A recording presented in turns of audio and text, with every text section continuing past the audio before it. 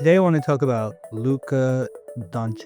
I've become a big fan of Luka Dončić, especially for the last couple months. I really only found out about him because of the trade to Los Angeles, which kind of blew up in the media. I recently watched him on Dude Perfect, and I really liked, the guy's humor, and I think he's a nice guy. He's a big basketball player. So I think he's like 26 years old. He was playing for the Dallas Mavericks. I think he's made the All-NBA first team for a number of years in a row. Great shooter, great at many things. And he got me back into basketball. I used to be big into basketball back like when I lived in New York over 20 years ago when they had Patrick Ewing and John Starks and Charles Oakley. But I lived abroad for a long time and I kind of got out of it. But this guy Luka's really got me excited again. So I wanted to talk to him about him a little bit today. So he was traded about a month ago, I think early Feb, from Dallas to LA in a surprise trade where he went for it was like a multiplayer deal, and everybody was so surprised that this franchise player for the Mavericks got traded because the fans loved him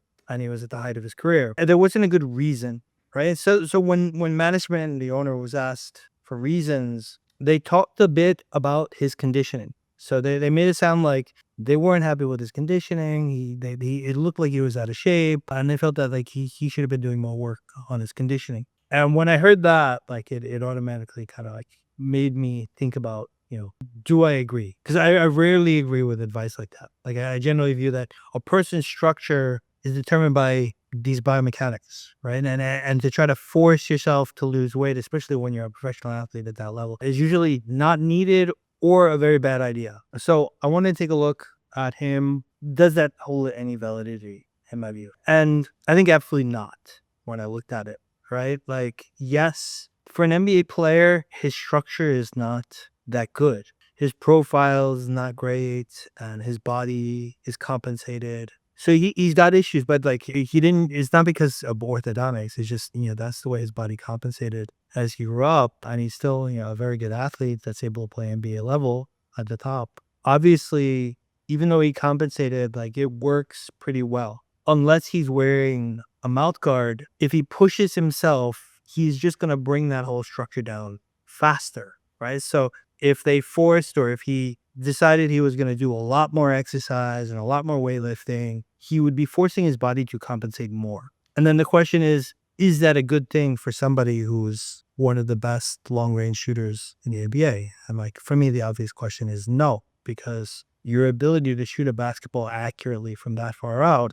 is obviously going to have a lot to do with your symmetry, right? And so if all of a sudden his whole skeleton is twisting, that means like it's going to change little things about his body that might make him a less accurate shot. So I actually think like if he took their advice and did a lot more exercise, I think he'd be worse. Like he'd get worse faster. And therefore the fact that maybe he didn't push himself that hard on the exercise was a good idea. And this is also something that like, if you ever hear Shaq, who's pretty active in podcasts and stuff, I've heard him say this a couple times where he kind of got a lot of flack for being out of shape towards the end of his career, and he didn't agree with it. And I agree, like Shaq's body was compensating. You don't need the guy to go on a diet. That's not going to help anything. It's not going to help him perform better because it won't change the skeleton and the spine. And that's the root cause.